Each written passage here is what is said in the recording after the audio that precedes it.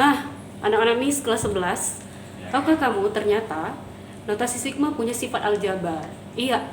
Nah, yang namanya aritmatika tentu ada kaitan dengan tentu punya kaitannya dengan sifat-sifat aljabar. Begitu juga dengan notasi sigma. Yuk, mari kita cari tahu. Nah, di pertemuan ketiga ini, sebelumnya Miss buat salam dulu ya. Assalamualaikum warahmatullahi wabarakatuh. Hai kelas, nah hari ini kita masuk di pertemuan ketiga. Topik kita adalah lanjutan dari pertemuan kedua, yaitu tentang sifat-sifat notasi sigma. Nah, apa sih Miss notasi sigma? Kita sudah bahas minggu lalu. Kita hari ini hanya mengenalkan sifat-sifat aljabar pada notasi sigma. Ya, kita lihat di papan. Nah, yang pertama, tujuan kita hari ini adalah untuk menemukan sifat-sifat yang terdapat pada notasi sigma. Nah, Miss buat satu bentuk. Yang pertama, sigma K sama dengan 1 sampai 5 dari 4. Ternyata, menurut pembuktiannya itu sama dengan 5 kali 4. Benarkah yang pernyataan 1? Nah, kita akan buktikan. Yang pertama, sigma K sama dengan 1 sampai 5 dari 4 sama dengan, oke, kita buat ya, sama dengan 5 dikali 1 tambah 5 kali 2 tambah 5 kali 3 tambah 5 kali 4. Kalau seperti ini ditulis, ya, salah. Oke. Kalau penjabaran bentuk yang pertama kamu tulis menjadi seperti ini, deretnya salah. Kenapa, Miss? Kita lihat dia punya batas bawah 1 sampai 5 dengan ini konstantanya 4. Dia tidak punya suku keberapa, tidak punya i atau fungsi i-nya nggak ada. Dia hanya diketahui konstantanya. Lalu bagaimana kita akan menyederhanakan ini ke dalam bentuk deret? Oke.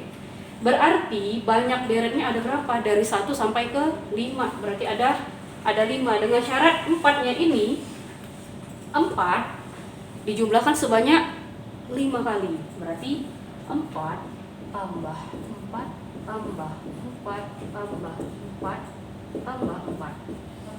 Nah, yang ini n kali.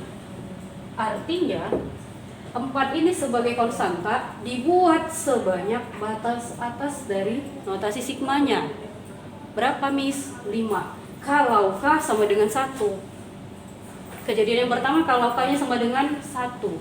Berarti bentuk ini bisa kita jadikan sigma K sama dengan 1 sampai N dari C.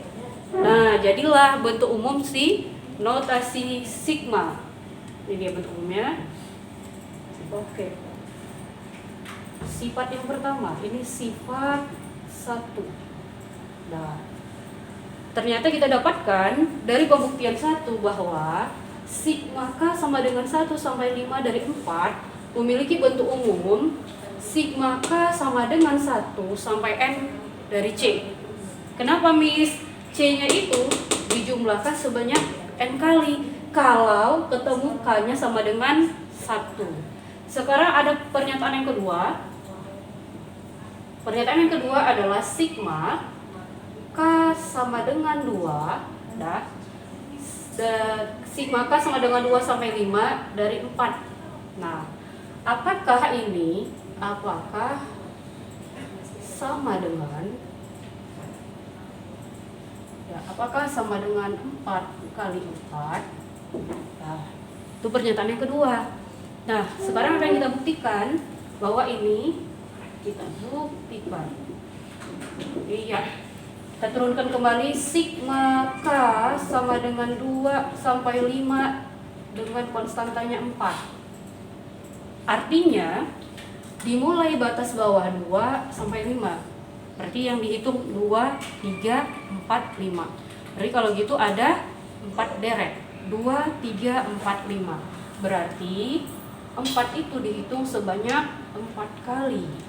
4 tambah 4 tambah 4 tambah 4. Arti dari sigma K sama dengan 2 sampai 5 dengan I-nya sebagai konstantanya 4. Maka bentuknya disederhanakan jadi 4 tambah 4 tambah 4 tambah 4. Ingat ya, kalau K sama dengan 2 tidak sama dengan K kejadiannya dengan K sama dengan 1. Berarti kita tinggal jumlahkan untuk membuktikan bahwa pernyataan 2 itu benar. Berarti 4 tambah 4 tambah 4. Kita tulis kembali 4 tambah 4 tambah 4 sama dengan hasilnya 16. Ya, hasilnya 16. Sama dengan pernyataan kedua sama. Jadi sifat yang ini bisa kita jadikan kembali sigma K sama dengan 2 sampai N dengan konstanta C sama dengan, nah, kita buat ya, N.